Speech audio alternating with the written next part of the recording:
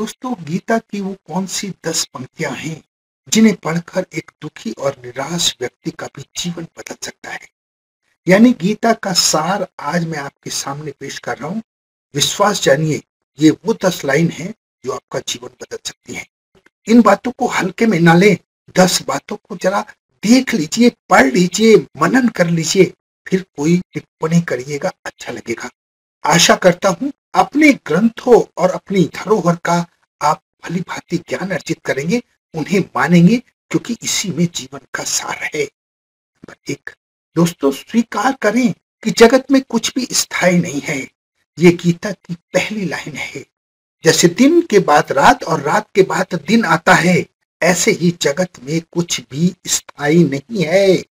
मनुष्य के जीवन में सफलता और असफलता आ सकती है, लेकिन हर वक्त ये याद रखें कि ये स्थायी नहीं है।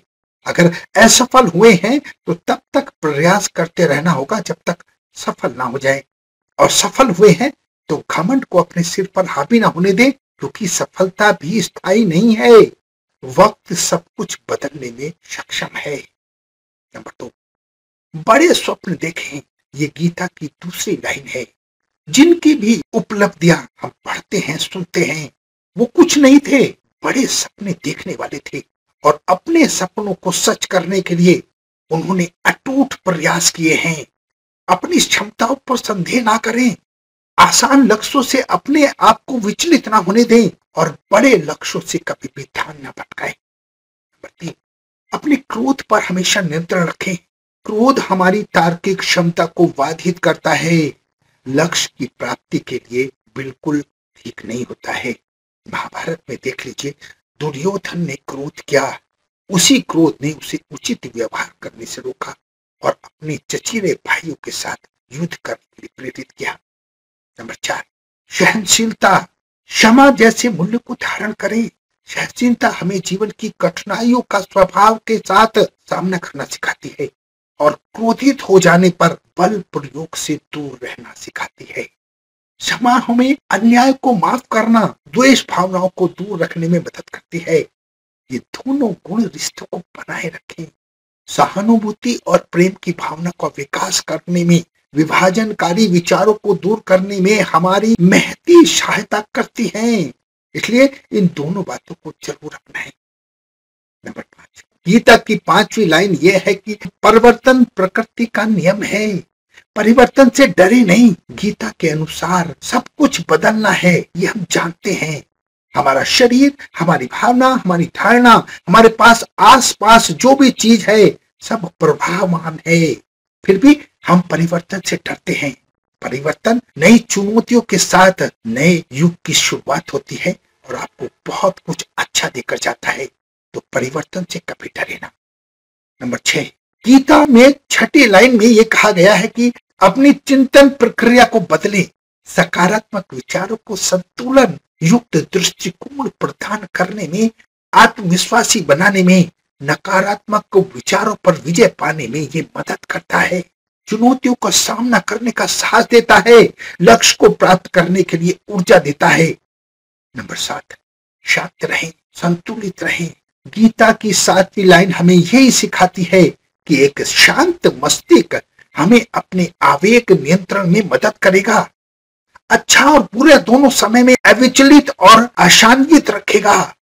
तनाव पर नियंत्रण रखेगा। हमारी वैचारिक स्पष्टता प्राप्त करने के लिए, हमारे विकल्पों का मूल्य करने में, हमारी ऊर्जा को सही दिशा देने में, निर्देशित करने में सहायक होगा।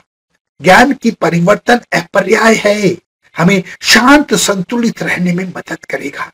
तो शांत रहें, संतुलित रहें, यही हमें गीता की 7वीं लाइन सिखाती है। 8वीं लाइन हमें ये कहती है कि निडर बने, निर्भय बने।